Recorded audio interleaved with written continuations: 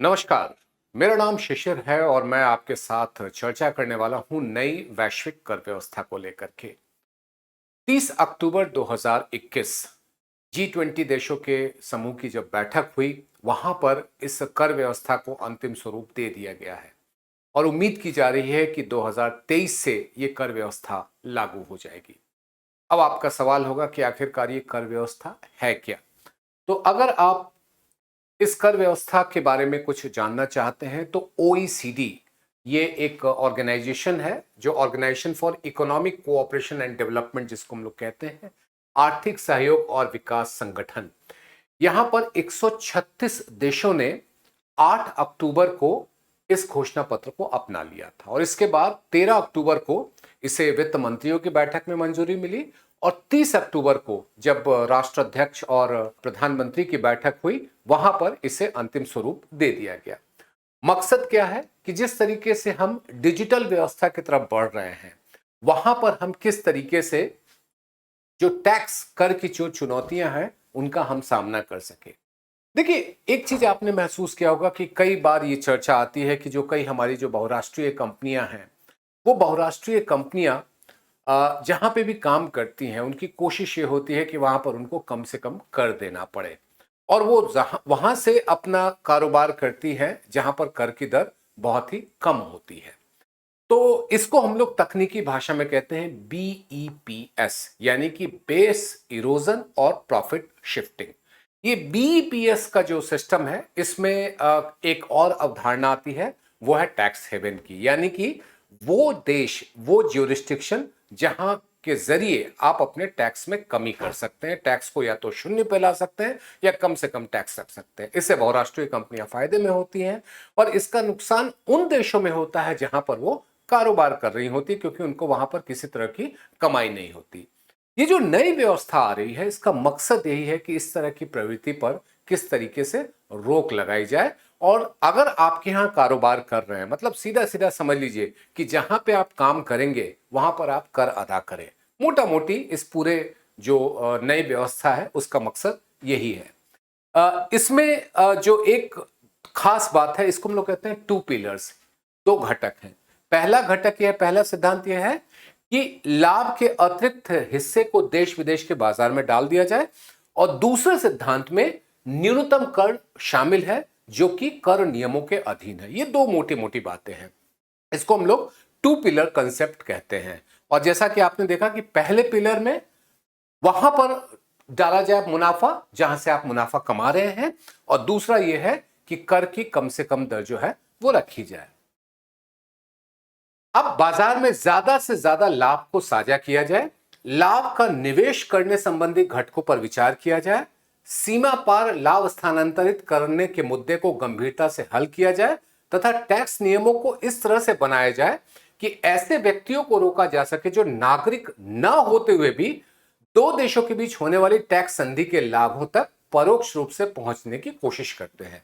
अब आप इसको इस तरीके से समझिए कि हमने कहीं पे भी कारोबार शुरू किया, हमने वहां पर रोजगार के मौके दिए, हमने वहां पर और भी जो संसाधन है उसका इस्तेमाल किए, लेकिन हम वहां पर जो हमें मुनाफा हो रहा है वहां से हम उस पर ज्यादा से ज्यादा कर नहीं दे रहे हैं या कर दे ही नहीं रहे हैं।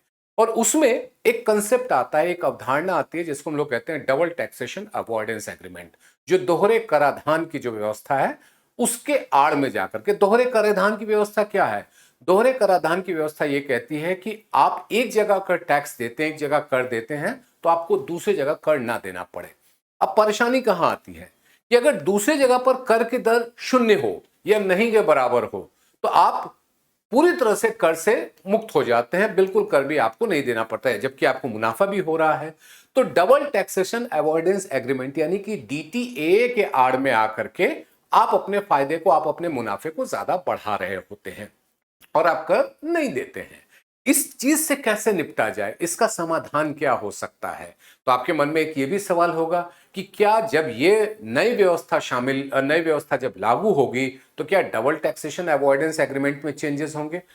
हो सकता है, संभव है कि उसमें भी कुछ बातचीत हो, उसमें भी कुछ चर्चा हो और उसमें बदलाव करने पर विचार हो। लेकिन मोटा मोटी इस पूरे जो मसौदा तैयार किया गया, ये जो समझौता तैयार किया गया है, इसका मकसद ये कि एक तय सीमा से ज्यादा कारोबार करने वाली कंपनियां जहां कहीं भी कारोबार करें, वहां पर अपने मुनाफे का एक हिस्सा दे, कर दे, और मिनिमम टैक्स यानी कि कम से कम टैक्स की दर जो है एक निश्चित सीमा से ज्यादा, एक निश्चित रकम से ज्यादा कारोबार करने वाली कंपनियां दें।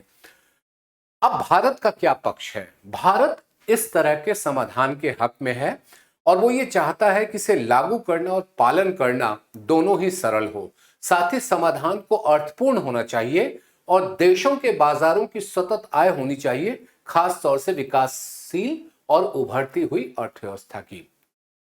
देखिए, आज के दिन में जितने भी हमारे उभरती हुई अर्थव्यवस्था है, जितनी भी हमारी विकासशील देश हैं, उन देशों की आय में लगातार बढ़ोतरी हो, उन देशों के लिए कमाई का रास्ता जो है वो खुला रहे, उसमें बढ़ोतरी होता रहे, ये भी हमको ध्यान में रखना है। हम ये नहीं केवल कह सकते कि ग्लोबल मिनिमम टैक्स हमने लागू कर दिया और एक निश्चित सीमा से ज्यादा जो कारोबार कर रहे हैं उसको इतना टैक्स देना है, तो हो सकता है कि कई देशों को इसमें नुकसान भी हो जाए।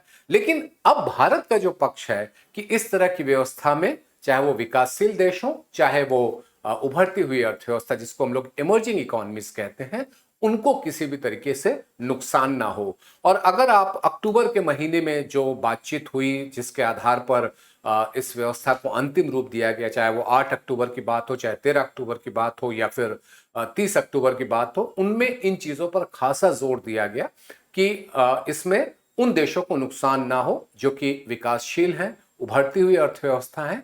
जो विकसित देश हैं उनके लिए बहुत सारे रास्ते हैं, लेकिन इन देशों की परेशानी होती है। अब हम आपको इस पूरी कर व्यवस्था के जो अलग अलग मुद्दे हैं, हम उन पर चर्चा करेंगे। और ये जो है OECD की वेबसाइट से कंटेंट लिए गए हैं, जो कि पूरी तरह से अंग्रेजी में है।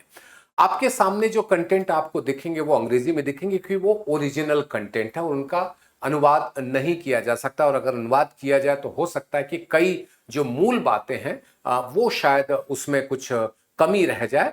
चूंकि आप लोग जिस तरह की तैयारी कर रहे हैं, जिस तरह का आपका लक्ष्य है, उसमें कोशिश यह है कि आपको सही सही जानकारी पूरी तरीके से आपको उपलब्ध कराई जाए। इसीलिए जो कंटेंट आपके सामने, जो सवाल आपके सामने होंगे, जो उसके जवाब होंगे, वो भले ही अंग्रेजी में हो, लेकिन कोशिश ये होगी कि मैं आपको उसकी जो मूल बातें हैं उसको मैं सरल और सहज भाषा में हिंदी में आपको समझा सकूं।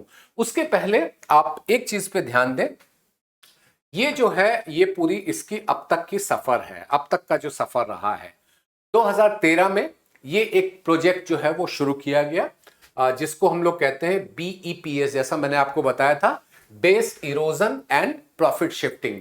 ये व्यवस्था शुरू की गई और उस व्यवस्था को शुरू करने के समय में पनामा पेपर, आपको याद होगा कि पनामा पेपर का कांड हुआ था, जिसमें कई ऐसी जानकारियां सामने आई थी कि लोगों ने किस तरह से टैक्स सेवन के जरिए फायदा कमाया है।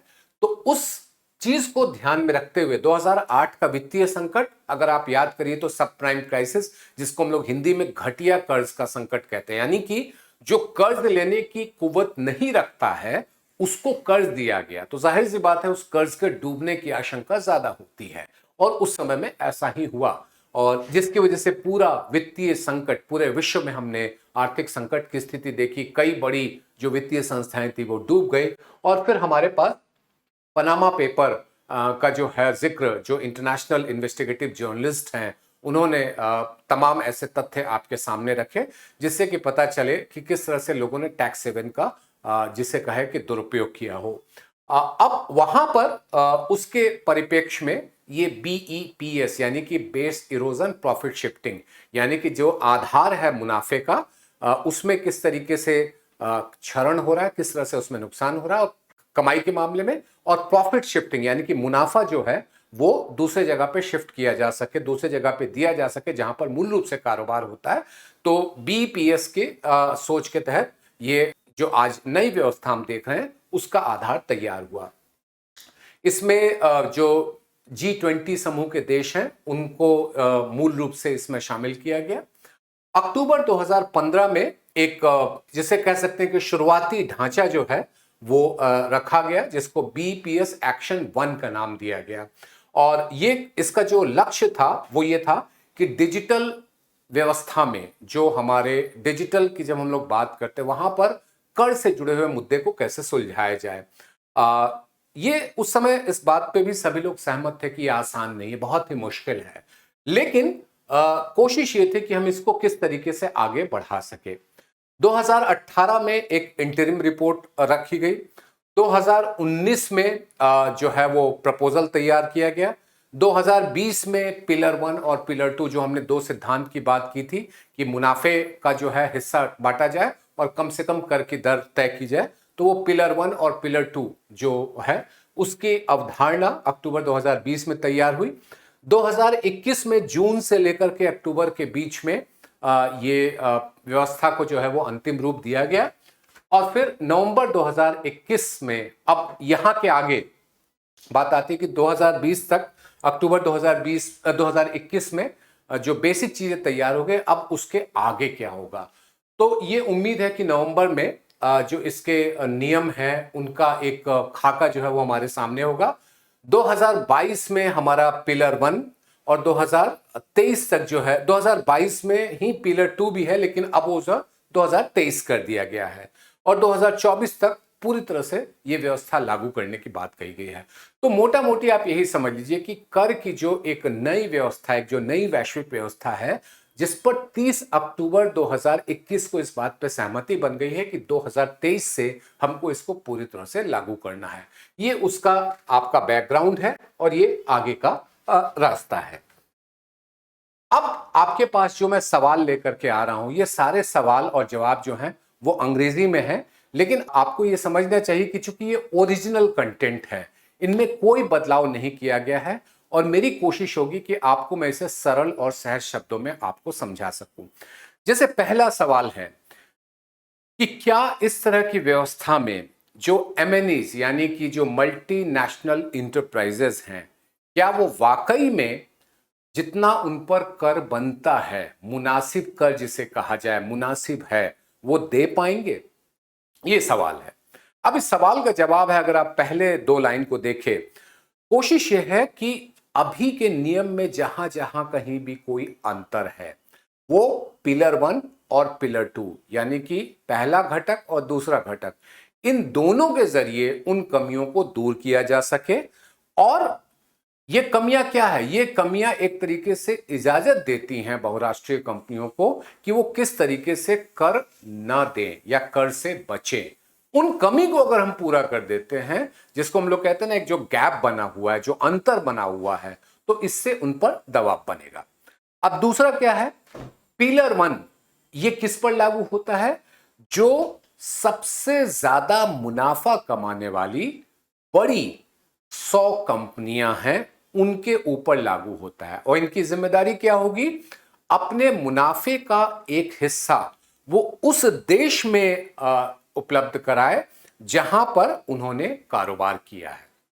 उदाहरण के तौर पे देख लीजिए, अमेरिका की एक कंपनी है, वो भारत में आके कारोबार करती है। अब भारत में कारोबार करने के लिए उसने एक रास्ता चुना, या तो मॉरिशस का या सिंगापुर का, जहां से आप अपने टैक्स को डबल टैक्सेशन अवॉइडेंस एग्रीमेंट के जरिए जो है, दोहरे कराधान की व्यवस्था के जरिए जो है, अपने कर को कम कर सकते हैं। तो आपने मुनाफा जितना कमाया आप ले गए अमेरिका में, काम यहां किया लेकिन मुनाफा आप ले गए कहीं और, मॉरिशस ले गए, सिंगापुर ले गए, अमेरिका ले गए, तो यहां पे तो कुछ नहीं आया। तो अब कोशिश ये है कि यहां पर आप अगर मुनाफा कमा रहे हो तो एक उसका निश्चित हिस्सा जरूर से जरूर दें। ये इस पूरे पिलर 1 का जो है सबसे बड़ा मकसद है। अगर ये नियम ना हो तो क्या होगा कि कंपनियां बड़े पैमाने पर मुनाफा कमाएंगी और वो यहां पर टैक्स नहीं देंगी। इस चीज से बचना है।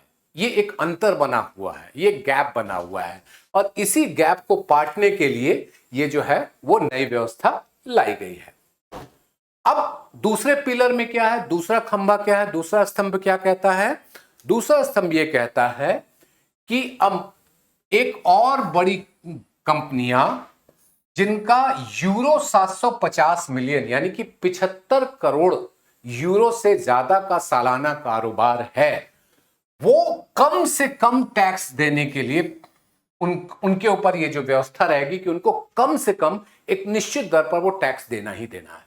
अब ये आपको ध्यान में रखना है, यूरो 750 मिलियन यानी कि 75 करोड़ यूरो का सालाना कारोबार अगर कम से कम है, उससे उसमें उनको कम से कम एक टैक्स की दर, एक कम से कम दर पर उनको टैक्स चुकाना है। विद अब ये जो नया रूल आएगा, इस नए रूल के तहत कर की दर क्या होगी, कम से कम कर की दर क्या होगी, 15%। कम से कम आपको 15% देना ही है। तो किसी देश में 15% से ज्यादा हो सकता है, किसी देश में 15% से कम हो सकता है, तो उनको बढ़ाने में मदद मिलेगी। किसी देश में 15% से ज्यादा है तो कोई परेशानी की बात नहीं है। तो ये कोशिश यही है कि जो कोई भी आप अपना मुनाफा कमा रहे हैं, जहां से आप कमा रहे हैं, वहां पर आपको अपने मुनाफे का एक हिस्से, मुनाफे के हिस्से पर निश्चित रकम के, निश्चित दर के हिसाब से कर चुकाना है। अब अगर आप इस लाइन को पढ़ें, with the new rules companies organising their affairs in a way that profits in a given jurisdiction are subject, यानी कि जहां आप मुनाफा कमा रहे हैं वहां पर आपको एक निश्चित दर पर आपको कर चुकाना ही चुकाना होगा, जो अभी आप बच जाते हैं। अब दूसरा सवाल जो है वो ये आता है कि जुलाई 2021 में एक बयान जारी किया गया। इस बयान जारी करने के बाद अब जब अक्टूबर में जब इसको अंतिम स्वरूप दिया गया है तो क्या कुछ बदलाव किया गया है।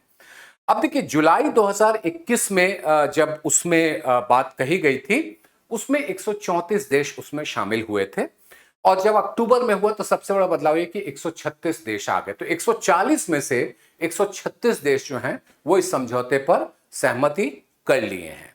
दूसरा यह है कि अगर आप इस हिस्से को देखें कि पहले क्या था कि दर ऊपर कितनी जाएगी, कहां तक जा सकती है, अब यह हुआ है कि कितना ज्यादा जा सकता है, रीएलोकेटेड कितना आप एलोकेट कर सकते हो, वो आपका 25% तय कर दिया गया। तो पहला बदलाव क्या हुआ, 134 से 136 पे आ गए, और दूसरा यह हो गया कि कितना ज्यादा अतिरिक्त मुनाफा आप उस देश में ले जा सकते हैं जहां पे आपने कारोबार किया है, जहां पे आपने वस्तु और सेवाएं मुहैया कराई है, तो उसकी दर जो है वो 25% है। तो ये दूसरा बदलाव हुआ है।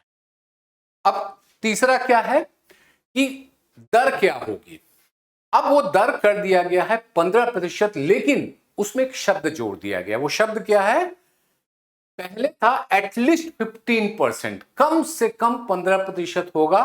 अब है कि मिनिमम, देखिए ये एक शब्द का खेल है, एटलीस्ट और मिनिमम कहने को दोनों एक जैसे लगते हैं, लेकिन कर विभाग के किसी अधिकारी से पूछे तो इसका अंतर बता सकते हैं कि आपको जब एटलीस्ट कह देते हैं कि इतना तो देना ही देना है, और जब मिनिमम कहते हैं तो वो एक आप एक तरीके से फ्लोर तय कर देते हैं।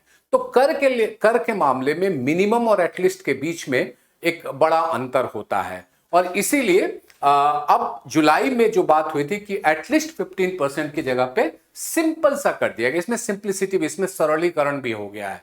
ये क्या है, एटलीस्ट में कई तरह की कानूनी दिक्कतें भी पैदा हो सकती है, कई तरह के कानूनी विवाद भी पैदा हो सकते हैं, इसीलिए यहां पर बहुत साफ साफ है, मिनिमम, कम से कम आपका न्यूनतम दर जो है वो 15% का तय कर दिया गया। 15% से अगर ज्यादा भी हो जाता है तो कोई परेशानी की बात नहीं है। इसके अलावा बहुत सारे और भी दूसरी सीमाएं थी, उनको भी अंतिम स्वरूप दे दिया गया, जिससे कि कर को लेकर के कहीं कोई भ्रम की स्थिति ना रहे, कहीं कोई परेशानी की स्थिति ना रहे। देखिए, हम सभी जानते हैं कि कर एक जटिल चीज है, हर कोई आसानी से कर की बात को नहीं समझ सकता, और दुनिया भर में जितने भी मुकदमे होते हैं, जितने भी विवाद पैदा होते हैं, खास तौर पे जो कंपनियों के जो मामले होते हैं, उसमें सबसे बड़ा मुद्दा होता है, वो होता है आपका कर, कि कर की दर को लेकर के या कर के खास प्रावधान को लेकर के मुकदमेबाजी चलते रहती है। आप मत भूलिए कि हमारे यहाँ जो पुरानी तारीख से कर लागू करने की जो व्यवस्था लागू की गई थी 2012 में सर्वोच्च अदालत के फैसले के बाद, उसको लेकर के कितना विवाद हुआ, और अब जाकर के भारत सरकार ने वो सारे फैसले अपने बदले हैं, एक नए कानून को ला करके। लेकिन वो पिछले 8-9 साल तक जो है वो हमेशा ये आरोप लगता रहा, उसको लेकर के बहुत सारे विवाद हुए। आप याद करिए तो ये भी एक विवाद हुआ कि पेरिस में जो है वो भारत सरकार की कुछ जो संपत्ति है उसको सीज करने की बात हुई। कुछ ऐसे मुकदमे भी दायर हुए कि एयर इंडिया के विमान सीज कर लिए जाएंगे या भारत सरकार की जो संपत्ति है वो सीज कर ली जाएगी। तो कर को लेकर के विवाद बहुत बहुत ज्यादा होते हैं। इसीलिए जरूरत इस बात की होती है कि कर को लेकर के जो भी प्रावधान बनाए जाएं उसमें शब्द साफ साफ हों, शब्द स्पष्ट हों।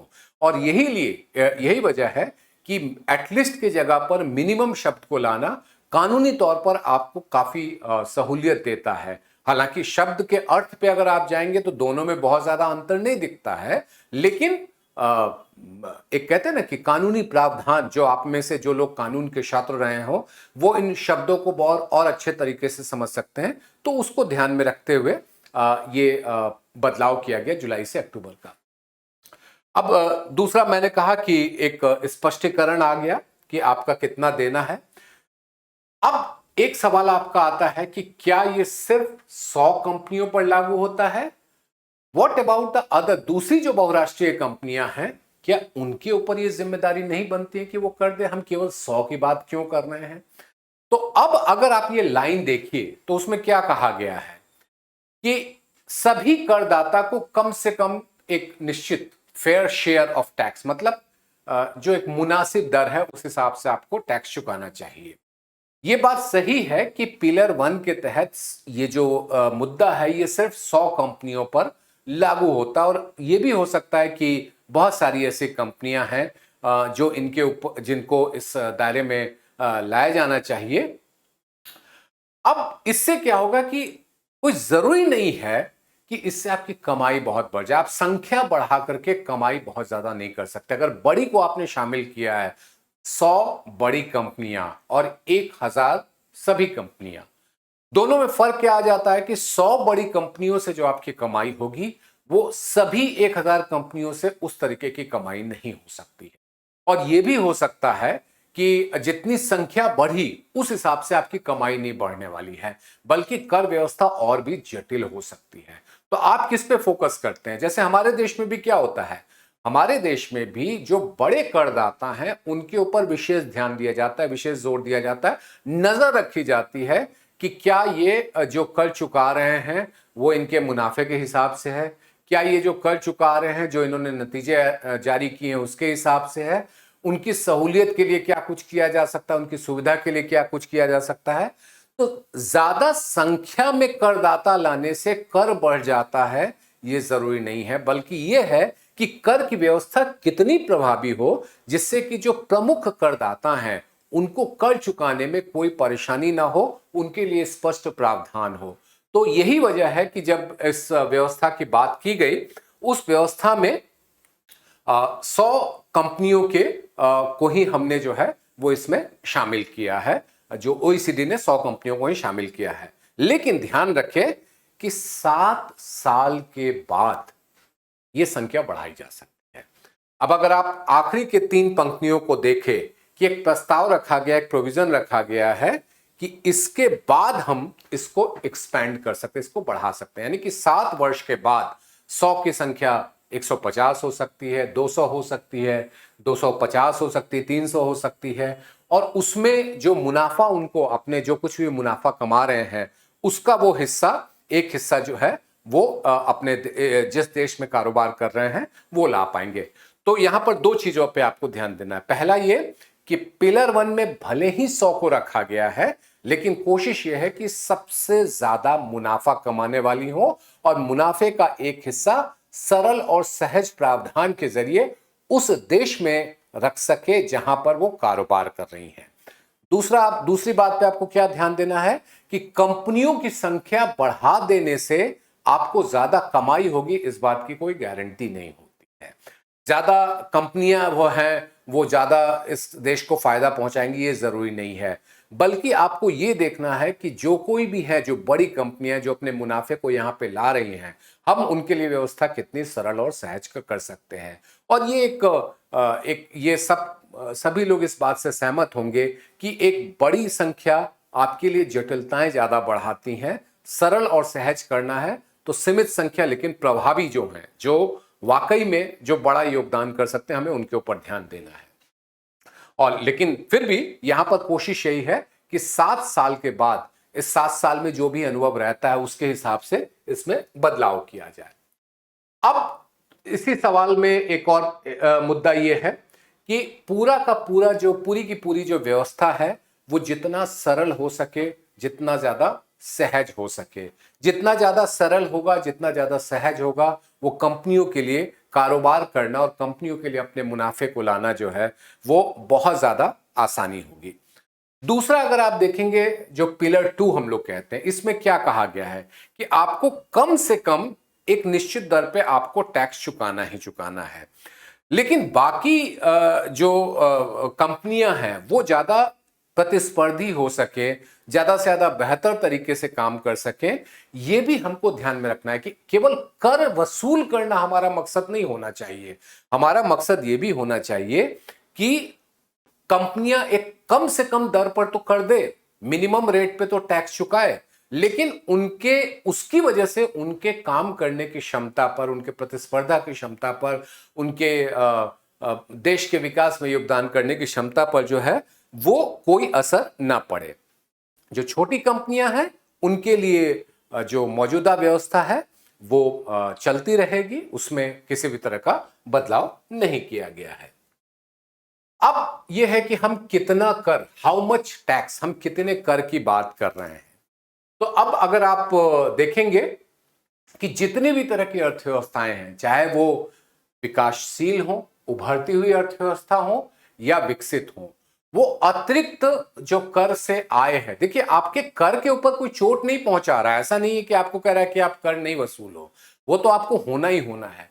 और अनुमान ये लगाया जा रहा है कि 125 अरब डॉलर की अतिरिक्त कमाई जो है, 125 डॉलर के अतिरिक्त मुनाफे पर जो है कर लगाने का अधिकार मिलेगा, ये बीईपीएस के जरिए में।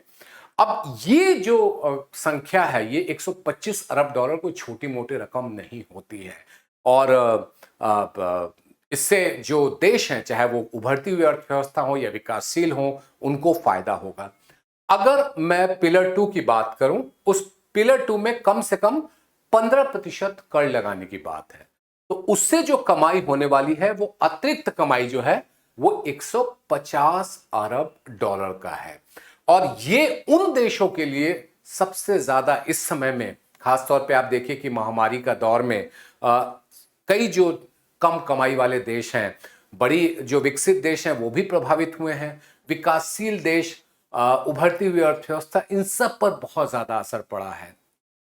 अब सभी देश कोशिश में है कि उनके पास अतिरिक्त कमाई का रास्ता कैसे बने, जिससे कि अर्थव्यवस्था की जरूरतों को पूरा करने के लिए उनके पास संसाधन उपलब्ध हो सके। और यहां पर जब हम बात कर रहे हैं 150 अरब डॉलर की, ये 150 अरब डॉलर कोई छोटी मोटी रकम नहीं है। इससे कई देशों के लिए अतिरिक्त संसाधन उपलब्ध कराने में, अतिरिक्त संसाधन जुटाने में जो है वो मदद मिलेगी। अब अगला सवाल जो है कि जो विकासशील देश हैं वो इस सौदे, इस समझौते में से कैसे वो बाहर आ पाएंगे। ये जो पूरा का पूरा समझौता है, इस समझौते में क्या है? इस समझौते में हम यही कह रहे हैं कि आप जो मुनाफा कमा रहे हैं वो मुनाफे का एक हिस्सा वहां रखो जहां पर आप काम करते हो। और आपने देखा कि बहुत सारे जो विकासशील देश हैं, जहां पर उभरती हुई अर्थव्यवस्था है, वो उभरती हुई अर्थव्यवस्था को सबसे ज्यादा इस तरह की मदद की जरूरत होती है, जहां पर उनके लिए एक निश्चित मुनाफे की रकम उन्हें हासिल हो सके और एक निश्चित दर पर टैक्स लगाने का, कम से कम एक टैक्स लगाने का जो दर है, जो व्यवस्था है, वो हम लागू कर सके। अब इसमें आप क्या कर रहे हो? इसमें यह कर रहे हो कि आप यहां पर मुनाफा जो आप विकासशील देशों से निकाल लेते हो, उसके लिए जो प्रोत्साहन है वो आपको खत्म करना, वो आपको कम करना है। मतलब मान लीजिए कि भारत में कोई कंपनी कारोबार कर रही है, उसने मॉरिशस में या सिंगापुर में या ऐसे किसी देश में जहां पर कर की दर कम है उसके जरिए वो यहाँ पर कारोबार कर रही है, वहां पर अपना हेडक्वार्टर बना करके हम उसके लिए इंसेंटिवाइज उन देश में कैसे कम कर सके, ये बहुत ही जरूरी होता है। और यदि हम ऐसा कर पाए तो इन देशों के लिए जो प्रॉफिट शिफ्टिंग है, जिसको हम लोग जो मुनाफा कमाने की जो व्यवस्था है, जहां पर आपने मुनाफा कमाया है वहीं पर उसको आप दे सके, ये चीज वहां पर संभव हो सकेगा। तो हम एक तरफ क्या कर रहे हैं कि उन देशों को प्रोत्साहित कर रहे हैं कि आप यहां पर आइए, काम करिए, कारोबार करिए, लेकिन हमको उस मुनाफे का हिस्सा दीजिए और कम से कम कर लगाने का अधिकार दीजिए। ये विकासशील देशों में ये परेशानी ज्यादा है कि इस तरह की व्यवस्था नहीं बन पा रही है। और दूसरा ये है कि हम इसको कैसे रोकेंगे, इस तरीके से रोकेंगे जब हम मुनाफा बाहर ले जाने की प्रवृत्ति पर हम लगाम लगा सके।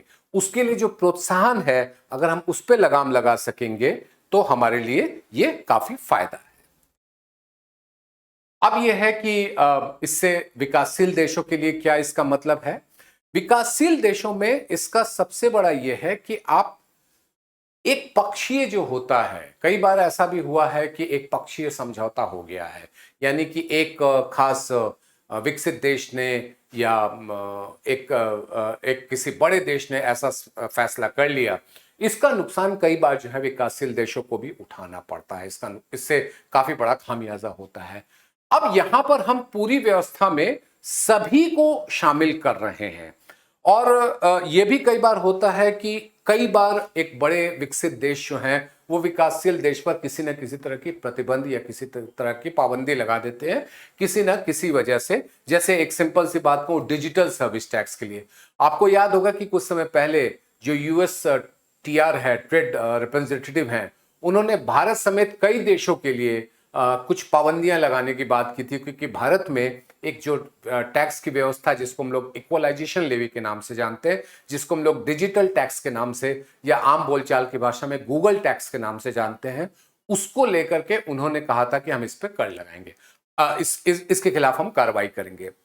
अब ये भारत जैसे देश के लिए कोई बहुत अच्छी बात तो नहीं है, और भारत ही नहीं, ऐसे जितने भी देश हैं जिन्होंने डिजिटल टैक्स लगा रखा है उनके लिए ये काफी दिक्कत की बात हो जाती।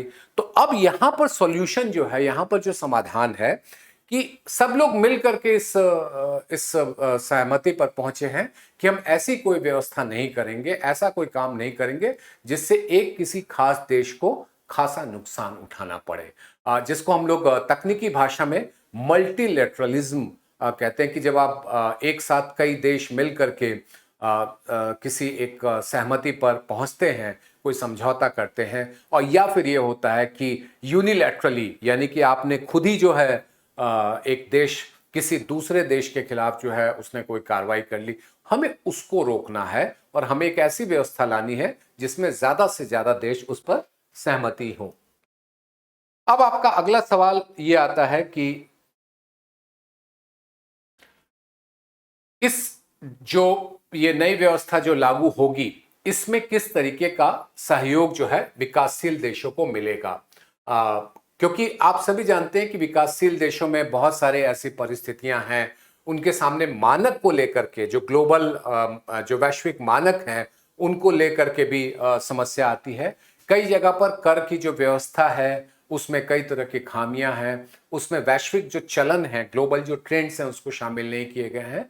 तो अब इसमें कोशिश ये की जा रही है कि ओईसीडी उसमें किस तरीके से सपोर्ट करे, जिससे कि विकासशील देश जो इस समझौते में शामिल हुए हैं उनको इसको लागू करने में कोई परेशानी ना हो, कोई दिक्कत ना हो, इतना ज्यादा इसमें सपोर्ट जो है, इसमें समर्थन जो है वो शामिल किया गया है। इसके अलावा कई ऐसी व्यवस्था है, जैसे हम कहते हैं अफ्रीकन ट्रेड एडमिनिस्ट्रेशन फोरम, या फिर inter American centre of tax administration, intra European organisation of tax administration, study group on Asian tax administration and research, platform for collaboration of tax, ये सभी मिल करके जो है कर की व्यवस्था को, नई कर की व्यवस्था को लागू करने में मदद करेंगे। तो ऐसा नहीं है कि विकासशील देशों को लगेगा कि अरे अचानक ये क्या आ गया, मैं इससे कैसे करूं, मैं इससे कैसे लागू करूं। तो उनके लिए किस तरीके से सहयोग मिल सके, ये अलग अलग फोरम जो है उसमें वो मदद करेंगी। क्या ये माना जाए, अब ये सवाल उठता है जो कई बार हम जब बात हमने शुरू की थी तो हमने टैक्स हेवन की चर्चा बहुत की थी। तो क्या ये माना जाए कि इससे जो बहुराष्ट्रीय कंपनियां हैं जो अपना मुनाफा कमा करके कहीं और ले जाती हैं, उसके ऊपर खास तौर पे जो टैक्स हेवन के जरिए जो ले जाती हैं उसके ऊपर रोक लगेगी? दावा ये किया गया, ये ओईसीडी का है, जैसा मैंने आपसे कहा था कि ये सारे जो कंटेंट आप देख रहे हैं ये ओरिजिनल कंटेंट है जो कि ओईसीडी ने एफएक्यू के तौर पे तैयार किया है। हम उन्हीं कंटेंट के जरिए आपको इस समझौते के बारे में बताने की कोशिश कर रहे हैं। इस कंटेंट में, इस जो जो दस्तावेज है, इसमें यह कहा गया है कि ये बात सही है कि इससे टैक्स हेवन के जरिए मुनाफा आप जो बड़े देशों में ले जाते हैं, विकासशील देशों से या उभरती हुई अर्थव्यवस्था से, उसके जरिए रोक लगाने पर काफी मदद मिलेगी। क्यों, कैसे मदद मिलेगी? ये कहा गया है कि जो हार्मफुल टैक्स कंपटीशन है, मैं आपको एक छोटी सी बात बताता हूं। कई बार हमारे देश में भी आप याद करिए तो जीएसटी लागू होने के पहले राज्यों के बीच एक मुकाबला चलता था कि किस चीज पे वो कितना टैक्स कम कर सकते हैं। तो कई बार ये भी होता था कि दिल्ली में गाड़ियां जो है वो महंगी है, हरियाणा में जो है वो गाड़ी सस्ती है, तो जाहिर सी बात है कि लोग दिल्ली में गाड़ी खरीदना पसंद नहीं करते थे, हरियाणा से जाके ले लेते थे। अभी जैसे पेट्रोल डीजल में भी आप देखिएगा तो जो सीमावर्ती राज्य हैं, अगर वहां पर टैक्स की दर कम है तो जाहिर सी बात है कि लोग वहां पर पेट्रोल डीजल भरवाना पसंद करेंगे, भले उनको थोड़ा सा अतिरिक्त खर्च मतलब खपत करनी पड़े पेट्रोल डीजल की, लेकिन पूरे फायदे को ध्यान में रखते हुए वो ऐसा करते हैं। ये जो टैक्स की व्यवस्था होती है ये एक एग्रेसिव टैक्स की व्यवस्था है। एग्रेसिव टैक्स का मतलब ये होता है कि आप अपने फायदे के लिए बहुत ज्यादा सोचते हैं और इस फायदे में आप बहुत एक्सट्रीम पे, बहुत आगे तक निकल चुके होते हैं। इससे कई मामलों में नुकसान भी होता है, क्योंकि जो दूसरे राज्य, जैसे मैंने दिल्ली और हरियाणा का जिक्र किया, तो जाहिर सी बात है कि दिल्ली को उसमें नुकसान हो रहा था। पेट्रोल डीजल में भी आजकल यही कहानी है, जो सीमावर्ती दो राज्य हैं जिनकी सीमाएं एक दूसरे से मिलती है, अगर दूसरे राज्य में कम है तो आसपास के लोग जो है वो वहां जाकर के पेट्रोल डीजल भरवाना पसंद करेंगे। ये बहुत ही आम चीज है, तो इसके ऊपर हमको रोक लगाना है। उसके अलावा क्या है, ये जो टैक्स हेवन है, टैक्स हेवन को हमको किस तरीके से उसके असर को हमको कम करना है, या फिर जो शेल कंपनी है जिसको हम लोग मुखौटा कंपनियां कहते हैं, यानी कि कंपनी कोई और होती है, फायदा कोई और कमा रहा होता है और सामने कोई और होता है, हम उनके ऊपर किस तरीके से रोक लगा सके। तो ये जो पूरी व्यवस्था है इसमें कोशिश ये है कि जो ये जो एक टैक्स को लेकर के कंपटीशन हो रहा है कि हम कर की दर को कितना कम करें जिससे ज्यादा से ज्यादा देश हमारे पास आए, वो इस तरह के प्रतिस्पर्धा को, इस तरह के मुकाबले को कम करने में हमें जो है वो सहूलियत मिलेगी। लेकिन ये ध्यान रहे कि देशों के अधिकार को नहीं छीना जा रहा है।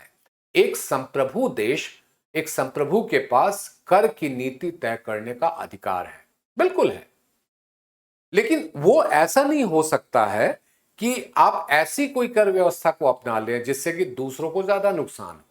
और विश्व व्यापार में, विश्व कारोबार में, वैश्विक अर्थव्यवस्था में ये ध्यान रखना बहुत ही जरूरी है कि एक देश अपने आर्थिक नीतियों में या कर की नीतियों में कुछ ऐसा ना करे कि जिससे दूसरे देशों को काफी ज्यादा नुकसान उठाना पड़े और वो ज्यादा फायदा में रहे। इससे क्या होगा कि आपका जो ग्लोबल डेवलपमेंट है, वैश्विक विकास की जब हम बात करते हैं, वो काफी ज्यादा प्रभावित हो सकता है। तो हमें उसको किस तरीके से रोकना है। और दूसरा ये है कि जो शेल कंपनीज हैं, देखिए शेल कंपनी के ऊपर बहुत ज्यादा हमें ध्यान देना है।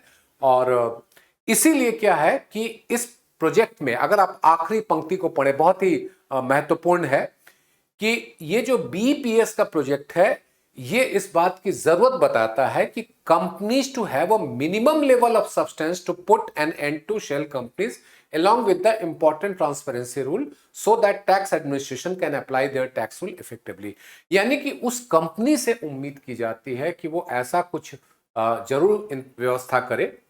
और जैसा मैंने कहा भी, आपको पहले ही कहा था कि अब आपके लिए अगर प्रोत्साहन बंद कर दिया जाए कर चोरी करने का या कर ना देने का, तो जाहिर सी बात है कि आप कोशिश करेंगे कि आप ऐसी व्यवस्था में जाएं जहां पर एक निश्चित रकम पर कर चुका करके आप ज्यादा से ज्यादा फायदा उठा सके, ज्यादा से ज्यादा जो व्यवस्था है उससे आप मदद ले सके।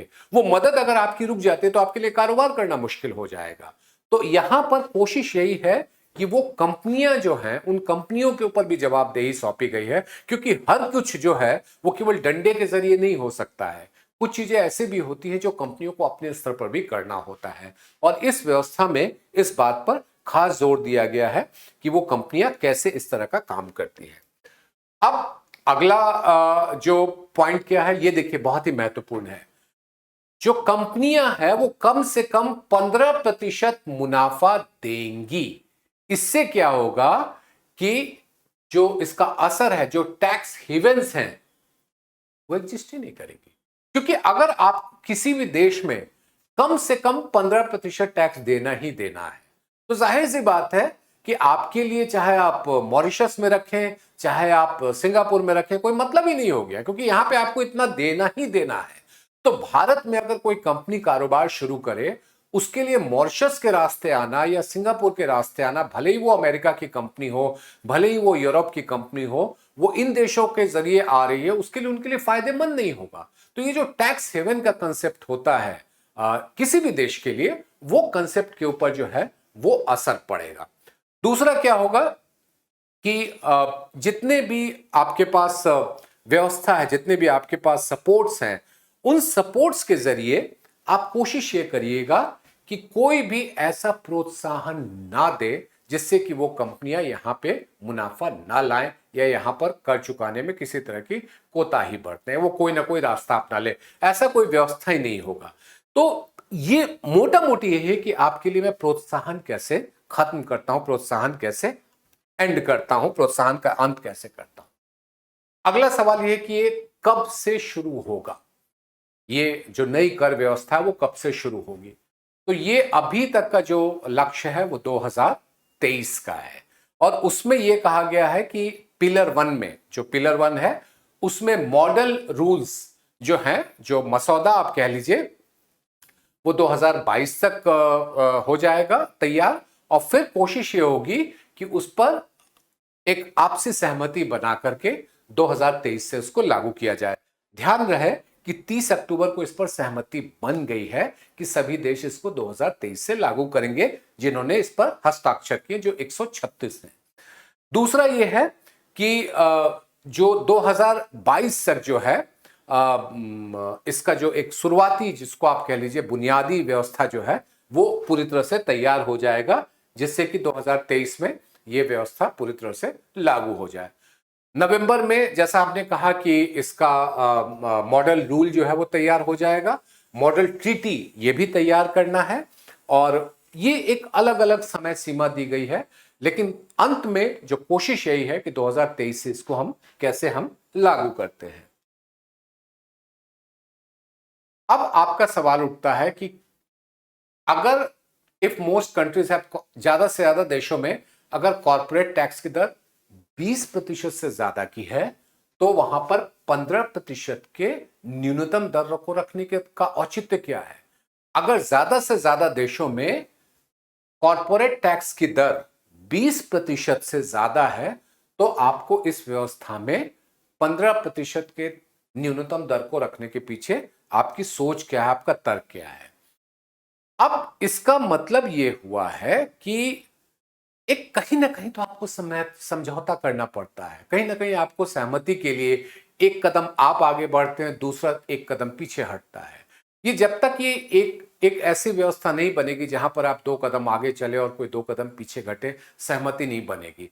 सभी के बीच में समझौता करने के लिए, सभी के बीच में सहमति बनाने के लिए यह जरूरी होता है कि ज्यादा से ज्यादा देश उस तरह की व्यवस्था को अपनाने की स्थिति में हो। अब मान लीजिए कि किसी देश में 20%, किसी देश में 25%, किसी देश में 27% है, 30% है, अब वो 15% पे नहीं आएंगे तो उनका नुकसान है। लेकिन ज्यादातर देश ऐसे हैं जहां पर टैक्स की दर 20% से कम की है।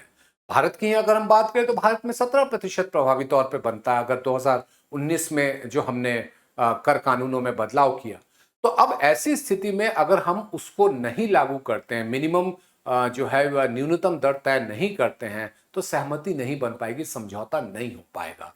तो भले ही कुछ देशों में 20% का है, लेकिन ज्यादा बड़े पैमाने पर समझौते को लागू किया जा सके, सहमति बनाई जा सके, इसीलिए यहां पर जो दर है वो 15% की रखी गई है।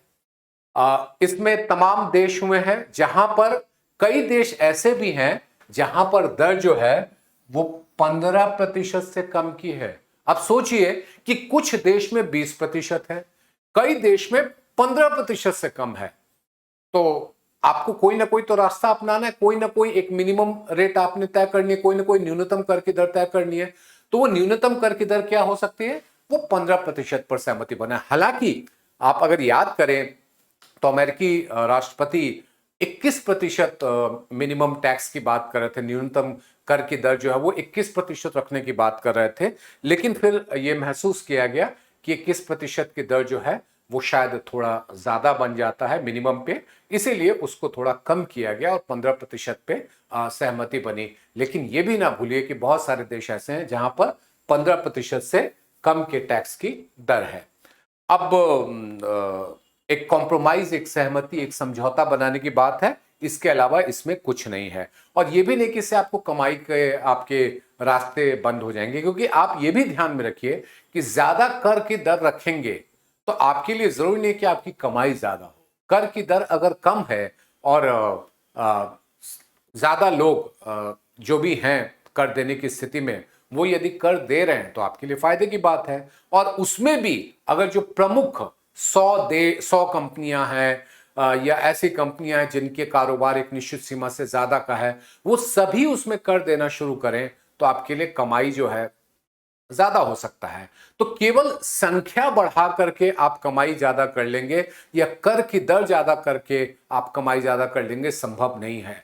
जितनी भी संख्या हो उनके लिए इतनी ऐसी दर रखी जाए जिससे कि उनके लिए कर चुकाने में सहूलियत हो। एक बात और मैं कहना चाहूंगा कि कर देना कभी भी किसी के लिए खुशी की बात नहीं होती। कोई भी बहुत खुश होकर के कर नहीं देता, ये एक हकीकत है। लेकिन हम उसके जो असंतोष है, उसके जो दुख है, उसकी जो परेशानी है, हम उसको कितना कम कर सकते हैं, खत्म कर सकते हैं। अगर हम ऐसा करके उसे प्रोत्साहित करें कि आप दो, तो उसको एक संतोष रहेगा कि हमने कर चुकाया है, बजाय इस चीज के कि वो असंतोष में आकर के असंतुष्ट होकर के वो कर दे। तो इससे कोई फायदा नहीं होने वाला। तो आपको एक ऐसी कर की दर रखनी है। वैसे एक और बात कहते हैं कि कर की दर चाहे जितनी भी हो, लोग उस पर कभी भी बहुत खुश नहीं हो सकते, लेकिन फिर भी एक व्यवस्था में हमें यह देखना पड़ता है कि सरकारों के लिए कमाई का रास्ता बना रहे। तो हम ऐसा कर की दर रखें जिसमें जितने भी लोग कर देने योग्य हैं वो, और खासतौर पे जो बड़े, जिनके पास बड़ी कमाई है, वो कर दें। और चूंकि ये कर की दर जो है वो आपका एड वैलोरम है। अब देखिए ये पॉइंट आपके लिए, ये जो तथ्य है ये आपको ध्यान रखना है। एड वैलोरम, या आप जिसे कह सकते हैं कर की दर।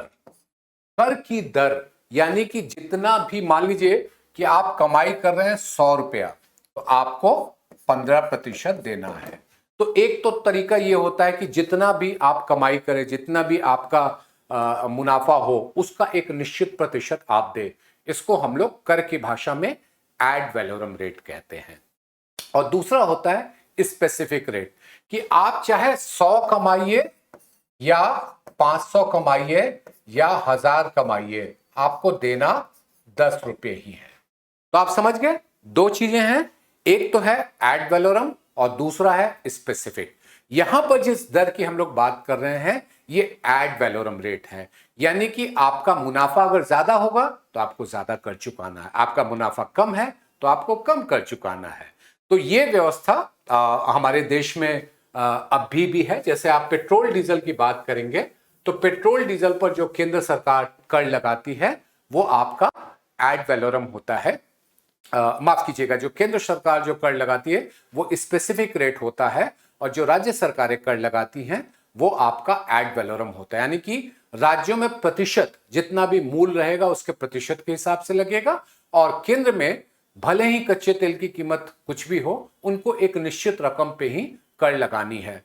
तो यहां पर जो व्यवस्था अपनाई गई है वो है एड वैलोरम, यानी कि जितना मुनाफा कमाएंगे उसके एक निश्चित हिस्से को आपको देना होगा। अब अगला सवाल यह है कि क्या कोई कंपनियां कोई सरकारें अपने स्तर पर नहीं लगा सकती? आपको अभी मैंने आपसे बताया, जिक्र किया इक्वलाइजेशन लेवी का, ये उसी का जिक्र है। यहां पे क्या कहा गया है कि उन कंपनियों पर क्या वो खुद से कर नहीं लगा सकती? क्या जरूरत है किसी बहुराष्ट्रीय समझौते को, संधि को अपनाने का? ये इसलिए जरूरी है क्योंकि आप अगर एक सहमति एक वैश्विक स्तर पर नहीं बनाएंगे तो इससे विषमता की स्थिति बन सकती है। और दूसरा ये भी हो सकता है कि उसकी वजह से कुछ ऐसे भी देश, जैसा कि टैक्स हेवन को आप ये तय कर लीजिए कि आपको कर चोरी करने वाले देश या टैक्स हेवन को बढ़ावा देना है, या फिर ऐसे देश को बढ़ावा देना है जहां पर विकास और निवेश के लिहाज से बड़े पैमाने पर बड़े पैमाने पर कर व्यवस्था को तर्कसंगत बनाए जाने की जरूरत है। तो आप मान लीजिए कंपनी पे आप कर लगा देते हैं, वो कंपनी आपके यहाँ कारोबार करना बंद कर देती है, वो कहीं और जाके कारोबार करती है, तो इसका अंत में नुकसान किसका होता है? आपका होता है।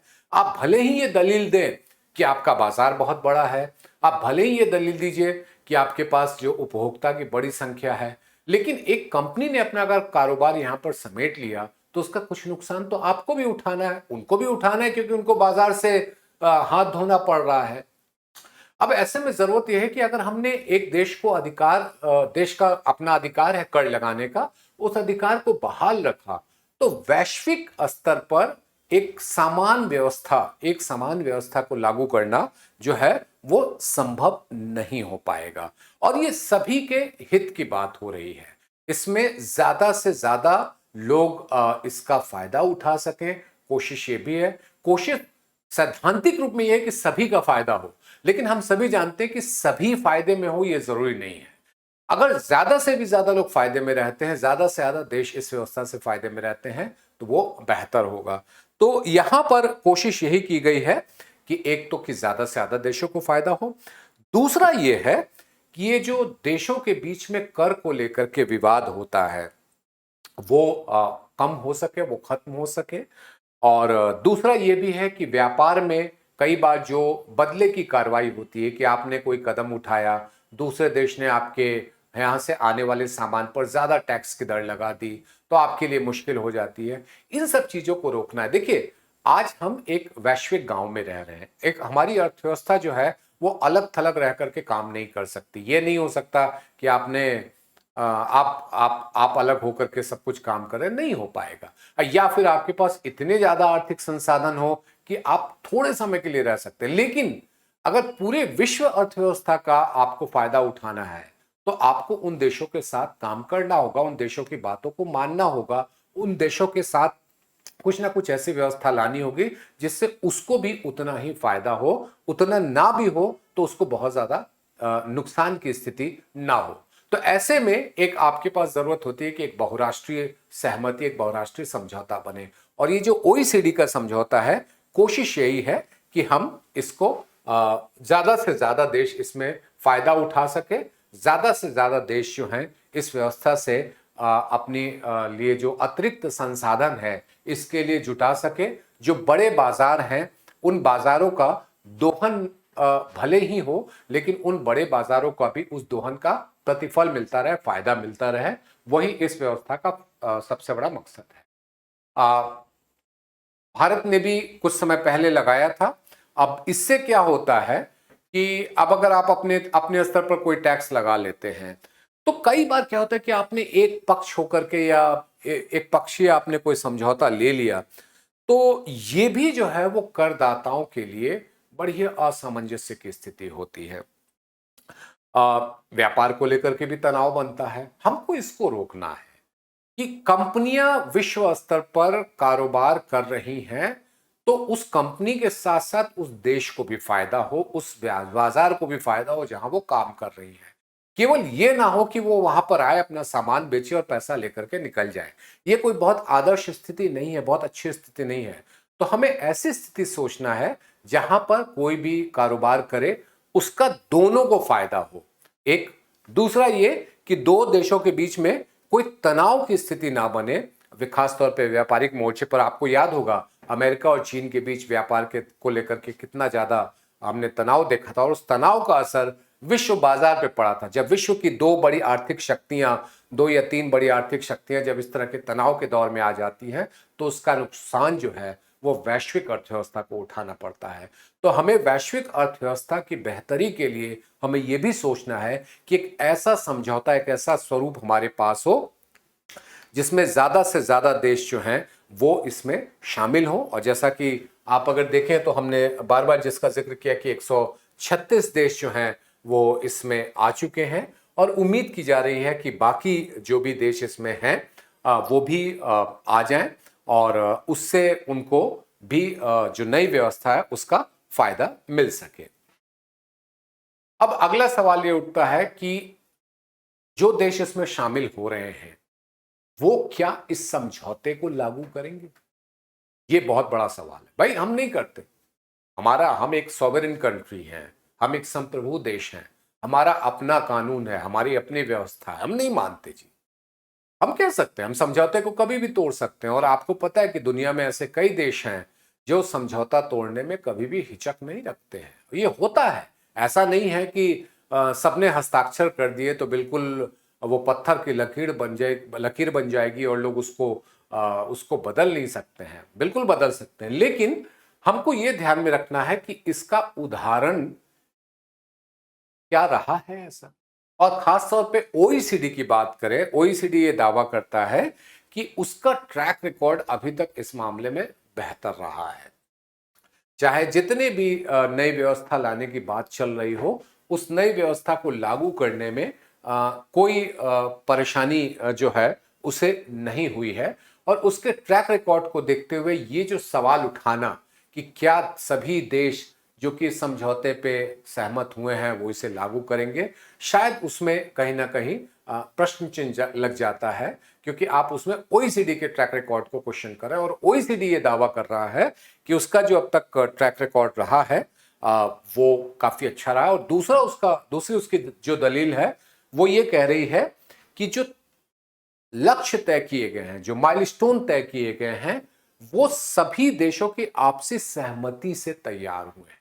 अगर आप मान लीजिए कि उस समझौते से हटना चाहते हैं या उस समझौते को आप लागू नहीं करना चाहते हैं, तो उसमें यह भी हो सकता है कि क्या जो माइलस्टोन या जो तारीख या लक्ष्य जो तय किए गए हम उसको नहीं मानते, या उसमें बहुत ज्यादा डिफरेंसेस आ जाए।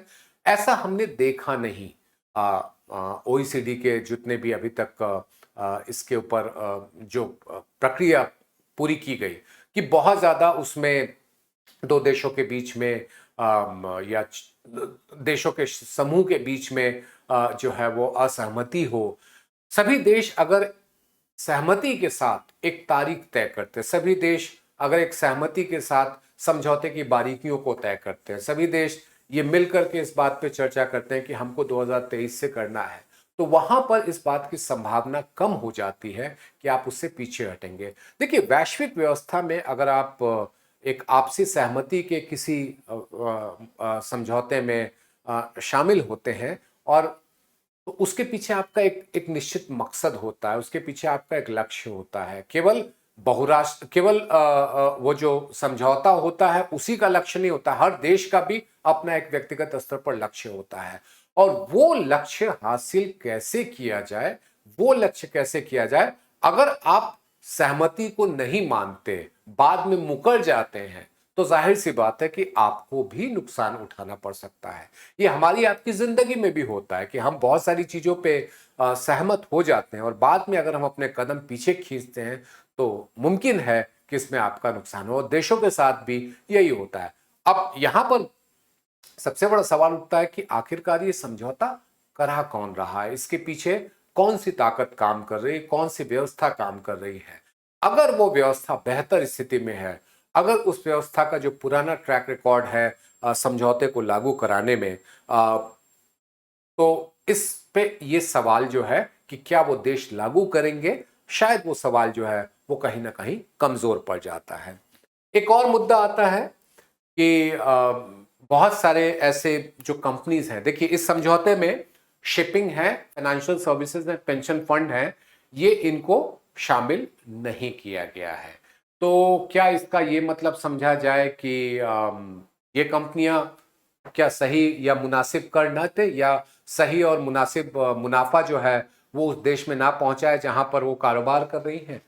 तो अब कोशिश यही की जा रही है कि एमएनईज यानी कि बहुराष्ट्रीय कंपनियां जो हैं वो पुरानी व्यवस्था का फायदा ना उठाएं और नई व्यवस्था में वो कर और मुनाफा दोनों ही सही तरीके से अगर जहां पर कारोबार कर रही है वो दे पाती हैं, तो उससे ये जो एक्सक्लूजन है, ये जो हटाए गए हैं, शायद इनके लिए ये इतना बड़ा मुद्दा नहीं रह जाएगा कि हमने किनको हटाया है। और एक और बात मैं आपको कहूं कि माइनिंग हो, शिपिंग हो, फाइनेंशियल सर्विसेज हो, ये पहले ही एक वैश्विक व्यवस्था में शामिल है। वैश्विक जो कानून है या वैश्विक जो कर के जो अलग अलग प्रावधान है, उसको वो काफी हद तक मानती रही है। जो असल मुद्दा जो आता है वो ये है कि जो ई कॉमर्स या डिजिटल की जो नई व्यवस्था है, वहां पर हमने देखा है कि जो वैश्विक स्तर पर व्यवस्था को अपनाने में दिक्कत हो रही है। तो और दूसरा ये है कि जो मैन्युफैक्चरिंग सेक्टर्स हैं या बाकी ऐसे दूसरे सेक्टर्स हैं, उनके लिए भी डिजिटल माहौल में काम करके और डिजिटल के कायदे कानून के हिसाब से काम करें, उनके हिसाब से वो मुनाफा बांटे, उनके हिसाब से वो कर चुकाएं, ये भी सुनिश्चित करना एक महत्वपूर्ण हो जाता है। ये जो क्षेत्र हैं, चाहे मैं अगर खनन की बात करूं, पोत की बात करूं, वित्तीय सेवाओं की बात करूं, ये काफी हद तक वैश्विक व्यवस्था से काफी पहले से जुड़ी हुई है। वैश्विक स्तर पर सभी देशों में इसमें काफी एक एक तरीके की व्यवस्था देखने को मिलती है। इसीलिए अगर वो इसमें ना भी शामिल होती हैं तो इससे कोई बहुत ज्यादा दिक्कत नहीं है। मूल मकसद यह है कि बहुराष्ट्रीय कंपनियां जो पुरानी कर व्यवस्था है उससे आप फायदा ना उठाएं और उसके बजाय नई व्यवस्था में मुनासिब कर चुका है। दूसरा क्या कह रहे हैं कि ऐसे बहुत सारे जैसे अगर इस लाइन को मुझे अंग्रेजी में पढ़ने की इजाजत दें, the exclusion provided for related of type of profit and activities that are not part of the problem, either because the profit is already tied to the place where it is earned. Regulated financial services and mining companies will have to have their operations in the place where they earn their income, or the activity benefited from the different taxation regime due to their specific nature. अब ये जो क्षेत्र है वो जैसा मैंने बार बार कहा आपसे कि पहले ही वो वैश्विक व्यवस्था से काफी हद तक अलाइंड है, काफी हद तक जुड़ी हुई है।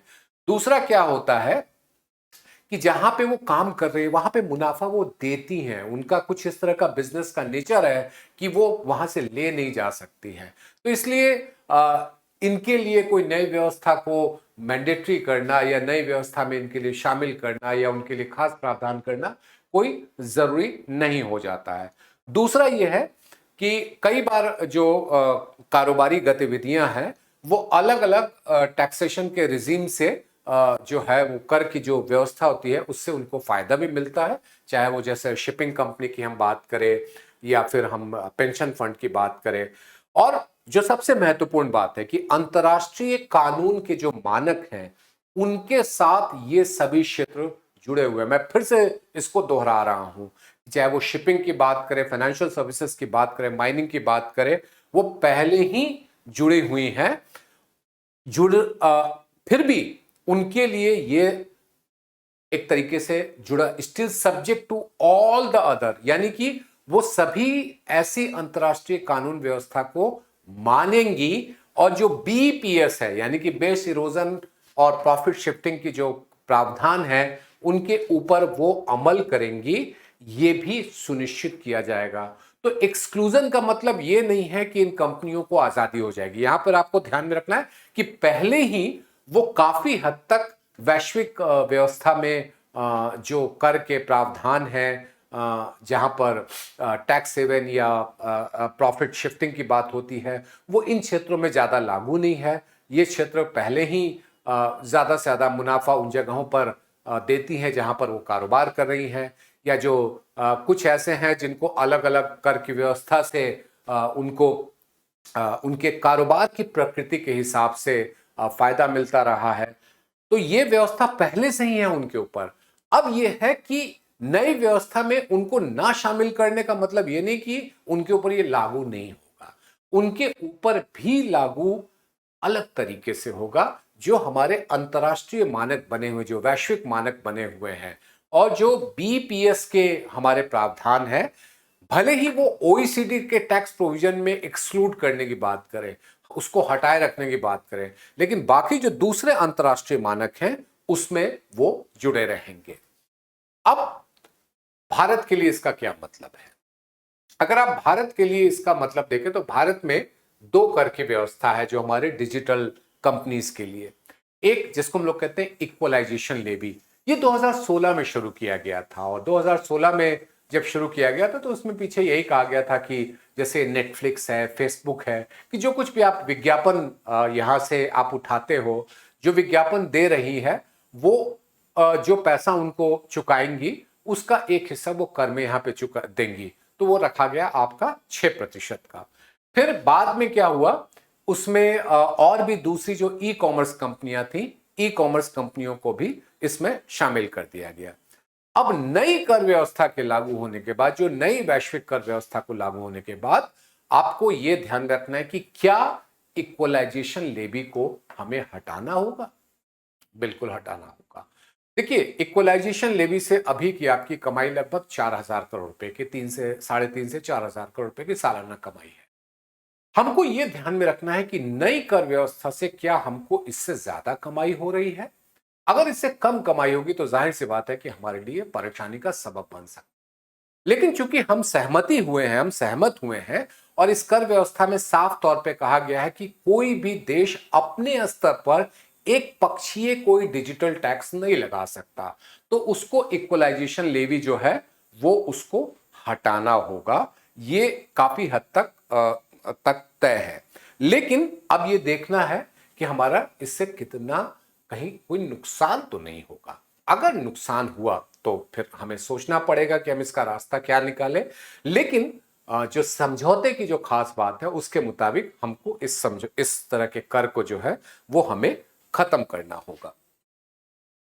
दूसरा हमको ध्यान में रखना है कि जो हमारा टैक्स का जो कर की दर है, कॉर्पोरेट टैक्स का जो कंसेशनल हम लोग जिसको कहते हैं, ये 2019 में लागू हुआ था। और 2019 में जो लागू हुआ था उसमें कहा गया था कि जो नई मैन्युफैक्चरिंग क्षेत्र की कंपनियां हैं, विनिर्माण क्षेत्र की जो कंपनियां हैं, उनको उनके लिए 17% की दर से ही कर देना होगा। जबकि बाकी अगर आप सामान्य कर की बात करें तो 24%, 25% तक पहुंच जाती है। वहां पर यह प्रोत्साहन दिया गया कि सिर्फ 17% के दर से ही कर देना होगा। तो देखिए, अब यहां पर आपने गौर किया, 15% न्यूनतम दर है और हमारे यहां दर अभी 17% है, तो हम नुकसान की स्थिति में नहीं है। लेकिन फिर भी हमको यहां पर यह ध्यान में रखना है कि हमारे लिए जो कर की कमाई हो रही है, उस कर की कमाई में हमें कोई दिक्कत ना हो। और एक अनुमान यह है कि इस व्यवस्था से भारत को नुकसान नहीं होगा, क्योंकि यहां पर कर की दर 15% से पहले ही ज्यादा बनी हुई है। अब अगर बात करें कि ट्रीटी की बात करें, जो दोहरे कराधान समझौते की बात करें, वो अपनी जगह पे अपने अपने तरीके से जो है उनमें बदलाव करने की जरूरत पड़ सकती है। लेकिन सबसे ज्यादा जो महत्वपूर्ण मुद्दा होगा वो होगा इक्वलाइजेशन लेवी। और आप याद रखिए कि इक्वलाइजेशन लेवी को हटाने के लिए आपको जो वित्त विधेयक है उसके जरिए प्रस्ताव लाना पड़ेगा, जो कि बजट के जरिए संभव है। तो हो सकता है कि 2022-23 का जब आप बजट सुने तो इसको लेकर के शायद कोई स्थिति ऐसी भी आएगी जहां पर हमको इक्वलाइजेशन लेवी को हटाने की बात करनी पड़ सकती है। लेकिन फिर भी मैं दो चीजों पे एक बार फिर दोहराऊंगा कि चूंकि हमारे यहाँ जो मिनिमम टैक्स है, कॉर्पोरेट टैक्स जो कंसेशनल रेट है, वो ऑलरेडी वो 17% है, अभी की स्थिति में 17% है, और यहाँ पर जो न्यूनतम कर की दर है वो 15% रखी गई है। तो इसलिए हमें ज्यादा नुकसान की बात नहीं है। और दूसरा यह है कि इक्वलाइजेशन लेवी, जिससे करीबन 4,000 करोड़ रुपए की कमाई हो रही है, उसको हमको सोचना है कि क्या हम उसे हटाना है या क्या उसे नहीं हटाना है। अब जो बाहर हम जाते हैं, मान लीजिए अभी तक जितने हमने प्रावधान देखे वो हमारे यहां जो कारोबार कर रही है, लेकिन हमारी कंपनियां जो बाहर जाती हैं उनके ऊपर किस तरह से असर पड़ेगा। हम लोग कई देशों में ऐसा जो कारोबार करते हैं वहां पर कर की दर कम है, तो जाहिर सी बात है कि वो हमको देखना होगा कि हमारे लिए वो कितना ज्यादा अतिरिक्त पड़ता है। जैसे कई जगहों पर हम करते हैं वहां 15% से कम है, 17% जो हमारी कंसेशनल रेट है उससे कम है, तो जाहिर सी बात है कि हमारे लिए कर की देनदारी जो है बढ़ सकती है अगर हम विदेशों में कारोबार करते हैं। वो हमारे लिए एक इम्पैक्ट जो है वो आ सकता है। दूसरा ये है कि हमारे लिए एक और जो महत्वपूर्ण बात यह है कि पीओईएम एक कंसेप्ट होता है जिसको हम लोग टैक्स में कहते हैं प्लेस ऑफ इफेक्टिव मैनेजमेंट। तो अब क्या होता है कि जो ये पीओईएम है, पोएम जिसको हम लोग कहते हैं, उसकी जो सब्सिडियरी है वो भारत में है। वो ग्लोबल लेवल पे, वैश्विक स्तर पे जो टैक्सेशन होगा वो टैक्सेशन कैसे होगा, वो टैक्सेशन का हिसाब किताब किस तरीके से होगा, वो भी हमको ध्यान में रखना है। तो ये दो चीजें हैं, एक तो ये है कि हम बाहर जो कम कर की दर वाले देशों में कारोबार कर रहे हैं वहां हमारे लिए जो हमारी कंपनियां हैं उनके लिए कर की देनदारी बढ़ सकती है। और दूसरा ये है कि जिसका हेडक्वार्टर, जिसका मुख्यालय देश में है और जिनका सब्सिडियरी बाहर है, वो किस तरीके से उनके ऊपर कर की दर लागू होती है, कर की व्यवस्था लागू होती है, ये भी हमको सोचना होगा। लेकिन यहां पर जो स्थिति साफ की गई है कि यहां पर जो इंडियन पेरेंट हैं, जो भारतीय जो उनके, जिसको आप कह सकते हैं कि जो मूल कंपनी है, वो उनके टैक्सेशन से वो अलग रहेंगे। वो जहां पे काम कर रहे हैं उनको उस तरीके से कर चुकाना होगा। तो ये पूरी व्यवस्था है जो कि वैश्विक स्तर पर आपको प्रभावित कर सकती है। इसमें क्या है कि हमारा भारत जैसा जो देश है वो बहुत ज्यादा इसमें फायदा नहीं हो सकता है, क्योंकि जो 750 मिलियन, जो 75 करोड़ डॉलर का जो कारोबार की हम लोग बात कर रहे हैं वो काफी छोटा है। दूसरा ये है कि ऐसे बहुत सारे कर के प्रावधान जो हैं वो हमारे यहाँ थोड़े से अलग हैं। इस तरह के जो जिसको हम कहते हैं कि कमाई आपकी किस तरीके से बढ़ सकती है, उसमें आप किस तरीके से कमाई करते हैं, किस तरीके से मुनाफा कवर करते हैं, तो यहाँ पर थोड़ा सा हमको एक ध्यान रखना है कि हमको बहुत ज़्यादा जो पिलर 2 है, जहाँ पर हम 15% टैक्सेशन की बात कर रहे हैं, 15% की दर से कर लगाने की बात कर रहे हैं, वो भारत को बहुत ज़्यादा उसमें फायदा नहीं हो सकता है। तो ये आपके नई कर की व्यवस्था है जिसके ऊपर हम लोगों ने बात करी। और अब अंत में मैं आपसे इतना ही कहूंगा, ये नई व्यवस्था है। जटिलताएं, कर की व्यवस्था बहुत जटिल होती है, इसे इतने आसानी से और इतने जिसे कहा जाए कि बिल्कुल समझ जाए, ये संभव नहीं होता है, समय लगता है। लेकिन इतना हम आपसे जरूर कह सकते हैं कि अगर आप इसको समझना चाहते हैं, अगर इसके ऊपर और विस्तार में जाना चाहते हैं, तो आपको OECD की वेबसाइट पर जाना चाहिए। OECD, इस वेबसाइट पे अगर आप जाते हैं तो यहां पर आपको बहुत सारे सवालों के आपके जो जवाब हैं वो मिल सकते हैं। आपके मन में जितने भी शक, जितने भी ऐसे जितने भी ऐसे प्रश्न चिन्ह होंगे, उनका जवाब आपको इस वेबसाइट पे, आप अगर न्यू टैक्सेशन रिजीम FAQ यानी कि फ्रीक्वेंटली आस्क्ड क्वेश्चन में अगर आप जाएंगे तो ये सारे सवालों के जवाब आपको वहां पर मिल जाएंगे, तो आपको इसको समझने में आसानी होगी। तो जिनकी भी इस व्यवस्था में दिलचस्पी हो उन्हें वहां जाना चाहिए। ये समझ लीजिए कि ये एक नई व्यवस्था है। चूंकि हम लोग डिजिटल सिस्टम की ओर ज्यादा बढ़ रहे हैं, ज्यादा से ज्यादा कंपनियां कर चुके हैं, विकासशील देश और उभरती हुई अर्थव्यवस्था को फायदा हो, और ऐसा ना हो कि आप टैक्स हेवन के जरिए आप यहां से बड़े पैमाने पर मुनाफा कमा करके ले जाएं और यहाँ पर उसका फायदा ना दें, इसको भी रोकना बहुत ज़रूरी है। उम्मीद की जानी चाहिए कि ये जो नई कर की व्यवस्था है इससे आगे चल करके भारत को फायदा होगा। अभी तुरंत इसके नफा नुकसान का आकलन करना शायद संभव नहीं, चूंकि हम बार बार ये बात को कह रहे हैं कि कोई भी कर की नई व्यवस्था अपने असर को दिखाने के लिए कुछ समय लेती है, उसे कुछ समय चाहिए होता है। तो 5 साल 7 साल के बाद हमें स्पष्ट तौर पर पता चलेगा कि इससे हमको कितना फायदा होगा। अभी तक जो प्रस्ताव दिख रहे हैं उनमें से कुछ हमारे पक्ष में है, कुछ चीजें ऐसी हैं जहां पर जो थ्रेशोल्ड है, चाहे वो 15% की हम बात करें, उससे हम थोड़े से बचे हुए हैं।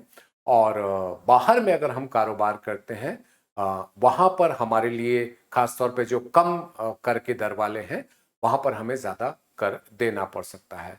तो ये नई वैश्विक कर व्यवस्था की खास बातें हैं।